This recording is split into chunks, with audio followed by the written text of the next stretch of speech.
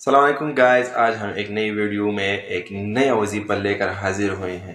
اس video میں ہم آپ لوگوں کو وظیفہ بتائیں گے مالدار ہونے کا، غنی ہونے کا۔ لیکن ویڈیو شروع کرنے سے پہلے اگر آپ ہمارے چینل پر نئے ہیں تو ہمارے چینل کو سبسکرائب کریں، ویڈیو آخر تک دیکھ کر لائک ضرور کیجیے۔ تو وظیفے سے پہلے میں آپ لوگوں کو ایک بات سمجھا دوں، وہ بات یہ ہے کہ ایک ہوتا ہے مالدار ہونا، زیادہ پیسے کا ہونا، اور ایک ہوتا ہے غنی ہونا۔ تو غنی ہونے میں اور مالدار ہونے میں تھوڑا فرق ہوتا ہے۔ غنی وہ ہوتا ہے جس کو اللہ تعالیٰ مال عطا کر دیتا ہے، لیکن اس کے دل میں مال کی محبت نہیں ہوتی۔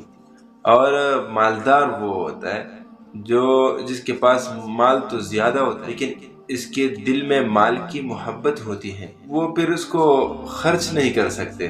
تو یہ وظیفہ جو میں بتا رہا ہوں، اس سے آپ لوگوں کو مال ملے گا، آپ لوگ غنی ہوں گے، وہ دل کا جو بخل ہے، مال کے ساتھ محبت ہے، وہ نہیں ہوگا۔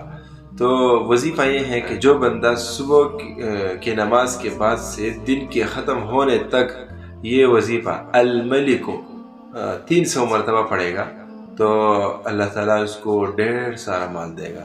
اور اگر کسی کو اس وقت یاد نہ رہے تو وہ اگر زوال کے بعد 12 بجے کے بعد جو وقت ہوتا ہے نا زوال کا، اس وقت اگر وہ 120 مرتبہ الملک کو پڑھے گا تو اس کو بھی اللہ تبارک و تعالیٰ غنی کر دے گا، اللہ تعالیٰ بہت سارا مال دے گا۔